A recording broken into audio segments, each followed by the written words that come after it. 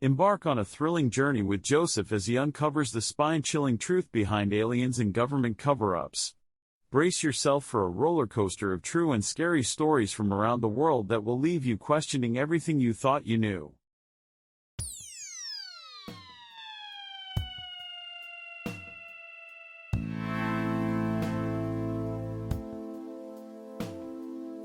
True and scary stories from around the world. Joseph is your host. We are talking about JFK and Lee Harvey Oswald.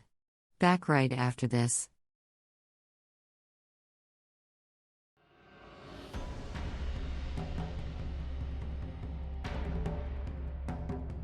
Lee Harvey Oswald, born 1939, was a former U.S. Marine who had served in Japan and the Philippines and had espoused communism since reading Karl Marx at the age of 14.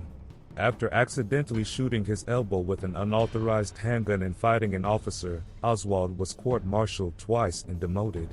In September 1959, he received a dependency discharge after claiming his mother was disabled. A 19-year-old Oswald sailed on a freighter from New Orleans to France and then traveled to Finland, where he was issued a Soviet visa. In April 1963, Oswald returned to his birthplace, New Orleans, and established an independent chapter of the pro-Castro Fair Play for Cuba Committee, of which he was the sole member. While passing out pro-Castro literature alongside unknown compatriots, Oswald was arrested after scuffling with anti-Castro Cuban exiles. In late September 1963, Oswald traveled to Mexico City, where, according to the Warren Commission, he visited the Soviet and Cuban embassies.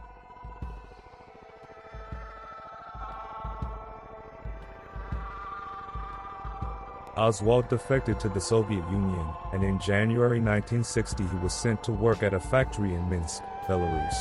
In 1961, he met and married Marina Prusakova, with whom he had a child. In 1962, he returned to the United States with a repatriation loan from the U.S. Embassy. He settled in the Dallas/Fort Worth area, where he socialized with Russian émigrés, notably George de Mohrenschildt. In March 1963, a bullet narrowly missed General Edwin Walker at his Dallas residence. A witness observed two conspicuous men. Relying on Marina's testimony, a note left by Oswald, and ballistic evidence, the Warren Commission attributed this assassination attempt to Oswald. On October 3, Oswald returned to Dallas and found work at the Texas School Book Depository on Dealey Plaza. During the work week he lived separately from Marina at a Dallas rooming house. On the morning of the assassination, he carried a long package, which he told co-workers contained curtain rods, into the depository. The Warren Commission concluded that this package contained Oswald's disassembled rifle. Elm Street.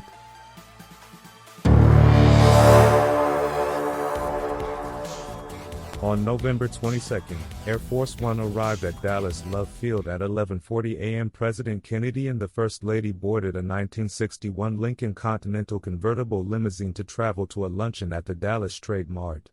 Other occupants of this vehicle, the second in the motorcade, were Secret Service Agent Bill Greer, who drove, Special Agent Roy Kellerman in the front passenger seat, and Governor Connolly and his wife Nellie, who sat just forward of the Kennedys. 4 Dallas police motorcycle officers accompanied the Kennedy limousine. Vice President Johnson, his wife Lady Bird, and Senator Yarborough rode in another convertible.